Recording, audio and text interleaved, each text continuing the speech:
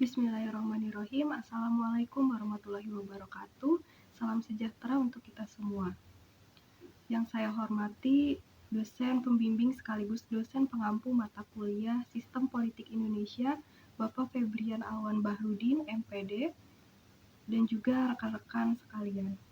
Hari ini pada Selasa 13 Mei 2025, saya Raisa Zahra dengan NIM 2286230003 akan mempresentasikan proposal penelitian kami yang berjudul Tinjauan Kritis 100 Hari Pemerintahan Prabowo di Bidang Ekonomi.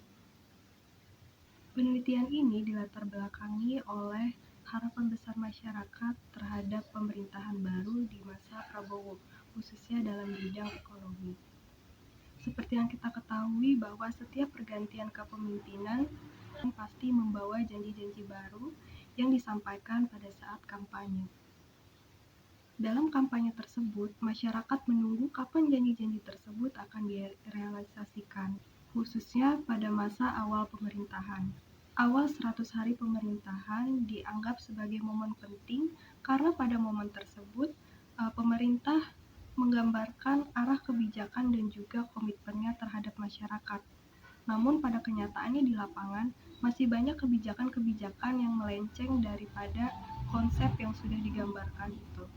Contohnya saja program penghapusan kredit macet pada UMKM yang masih baru menjangkau sebagian kecil daripada target yang seharusnya. Kemudian program pemberian makan bergizi gratis kepada siswa-siswi di sekolah yang masih terbatas di beberapa wilayah. Nah, di dalam 100 hari pertama pemerintahan itu juga, Presiden ataupun pemerintah belum memberikan rencana pembangunan jangka menengah nasional yang seharusnya dipublikasikan. Nah, hal tersebut memberikan tanda tanya besar di tengah-tengah masyarakat akan kejelasan kebijakan-kebijakan yang akan diterbitkan.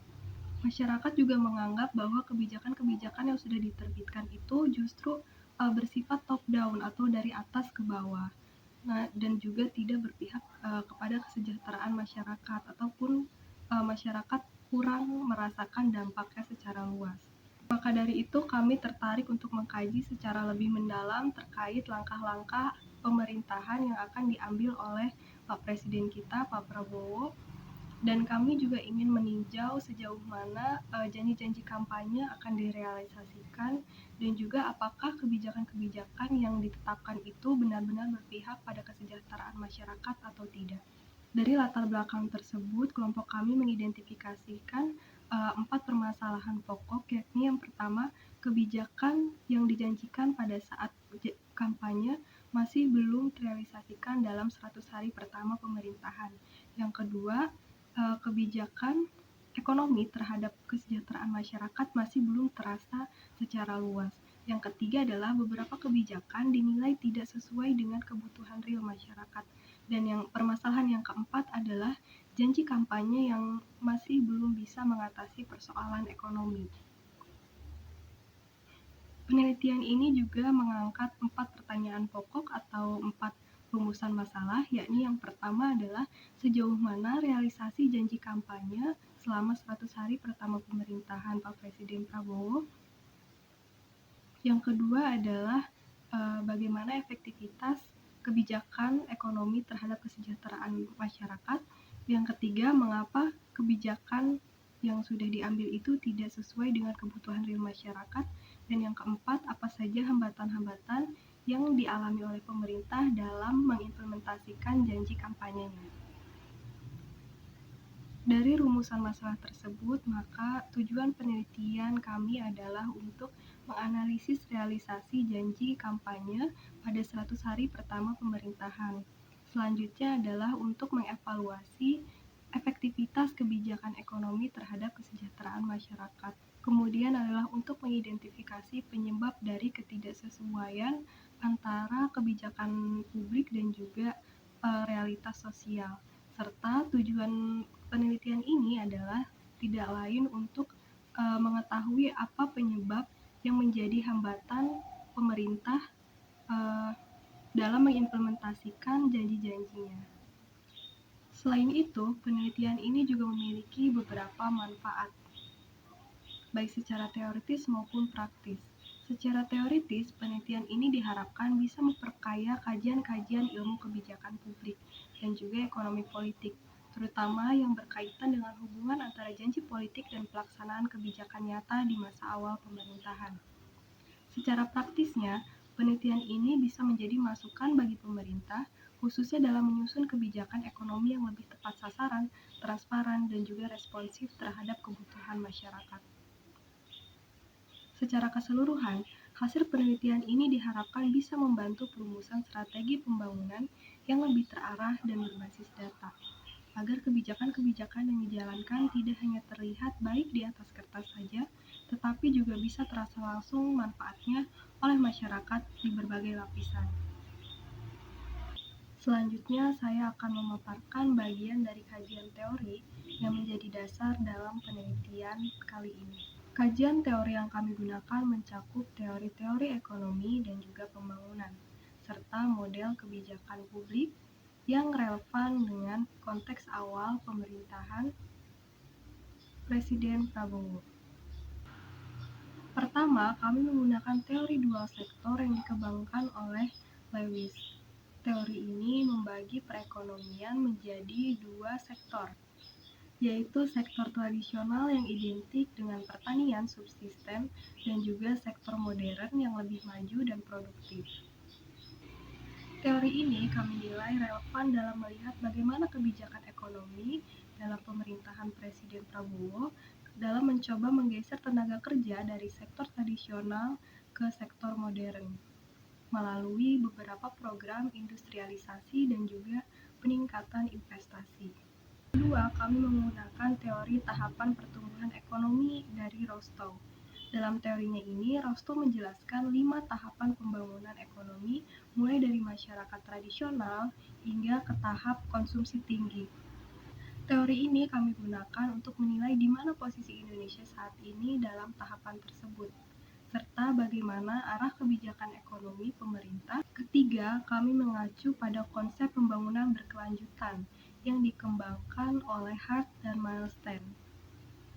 Konsep ini menekankan pentingnya pembangunan yang tidak hanya berorientasi pada pertumbuhan ekonomi saja, tetapi juga memperhatikan dimensi sosial dan juga dimensi lingkungan. Hal ini penting untuk mengkaji apakah program ekonomi yang dijalankan pemerintah itu telah siap untuk memenuhi prinsip keberlanjutan ataupun belum. Dengan menggabungkan ketiga teori dan konsep tersebut, kami menyusun kerangka berpikir untuk menganalisis sejauh mana realisasi janji kampanye ekonomi Pak Presiden Prabowo, bagaimana keefektivitasannya antara kebijakan yang dijalankan, dan bagaimana dampaknya terhadap kesejahteraan masyarakat.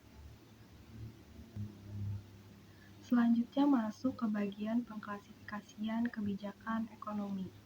Dalam penelitian ini, kami mengklasifikasikan kebijakan ekonomi pemerintahan Prabowo ke dalam beberapa kategori utama. Pertama adalah kebijakan moneter. Meskipun sebagian besar dijalankan oleh Bank Indonesia, namun hal ini masih relevan untuk dianalisis dalam konteks dukungan pemerintah terhadap kestabilan harga dan inflasi, terutama dampaknya terhadap daya beli masyarakat. Kedua adalah kebijakan fiskal, yaitu kebijakan yang berkaitan dengan pengelolaan anggaran negara, termasuk pengeluaran pemerintah dan juga penerimaan pajak. Sebagai contoh adalah kebijakan subsidi tepat sasaran dan juga insentif bagi pelaku usaha kecil UMKM. Selanjutnya, kebijakan struktural, yang merupakan kebijakan ekonomi yang tujuannya adalah untuk memperbaiki struktur dasar perekonomian secara menyeluruh. Selanjutnya adalah kebijakan struktural, yang merupakan kebijakan ekonomi yang tujuannya adalah untuk memperbaiki struktur dasar perekonomian secara menyeluruh dalam jangka waktu menengah dan juga panjang. Fokus utama kebijakan ini adalah untuk peningkatan efisiensi, produktivitas, dan juga daya saing suatu negara, serta dalam menciptakan fondasi ekonomi yang lebih kokoh dan juga lebih berkelanjutan. Dalam penelitian ini, kami akan mengkaji bagaimana realisasi awal dari kebijakan-kebijakan tersebut dalam 100 hari pertama pemerintahan Presiden, serta bagaimana potensinya ataupun dampaknya terhadap arah pembangunan ekonomi. Nah, ketiga kebijakan tersebut kami gunakan untuk menilai apakah kebijakan ekonomi selama 100 hari pertama sudah sejalan dengan arah pembangunan nasional dan janji kampanye. Beralih kepada metodologi penelitian. Penelitian kali ini menggunakan pendekatan kualitatif dengan metode deskriptif yang bertujuan untuk memahami fenomena sosial, persepsi, dan juga respon masyarakat terhadap kebijakan ekonomi yang tidak bisa hanya diukur dengan angka saja, tetapi juga harus dipahami melalui deskripsi mendalam berbasis pengalaman masyarakat itu sendiri, dan juga mahasiswa sebagai subjek penelitian kami. Subjek penelitian kami pada kali ini adalah masyarakat umum dan juga mahasiswa. Mereka kami pilih karena mereka mewakili kelompok yang merasakan langsung dampak kebijakan dan juga memiliki kapasitas yang kompeten analisis kritis terhadap kebijakan ekonomi tersebut. Teknik utama yang kami gunakan dalam penelitian ini adalah studi literatur, ditambah dengan wawancara mendalam, observasi, dan juga dokumentasi untuk memperkaya data. Alasan kami mengkaji di 100 hari pertama pemerintahan ini adalah karena memang 100 hari merupakan periode yang pendek. Namun dalam politik modern saat ini, 100 hari sering dijadikan tolak ukur untuk melihat arah kebijakan serta komitmen pemerintah terhadap janji-janji yang disampaikan pada saat kampanye. Serta tujuan lainnya adalah untuk kecepatan respon terhadap ekspektasi masyarakat. Evaluasi kerja ini penting dilakukan untuk memberikan masukan awal sebelum program-program jangka panjang yang mungkin nanti akan dijalankan. Mungkin tidak semua kebijakan langsung berdampak dalam 100 hari itu. Karena itu, penelitian ini tidak menilai berhasil atau gagalnya suatu kebijakan, tetapi lebih pada mengidentifikasi sejauh mana kebijakan-kebijakan tersebut sudah bergerak sesuai janji kampanyenya, dan apakah langkah-langkah awal tersebut sudah on track atau justru bermasalah. Sebagai penutup, saya berharap penelitian ini dapat memberikan kontribusi nyata dalam menilai arah awal kebijakan ekonomi pemerintahan di negeri ini, dan juga diharapkan dapat memberikan manfaat bukan hanya untuk saya sebagai mahasiswa, tetapi juga bagi masyarakat luas yang menantikan kebijakan ekonomi yang adil dan juga tepat sasaran. Saya menyadari bahwa penelitian ini masih jauh dari kata sempurna, namun dengan bimbingan dan masukan dari dosen pembimbing dan juga serta rekan-rekan sekalian, saya yakin hasil akhirnya akan jauh lebih bermakna. Terima kasih atas kesempatan dan waktunya bagi saya untuk mempresentasikan proposal penelitian ini. Wassalamualaikum warahmatullahi wabarakatuh.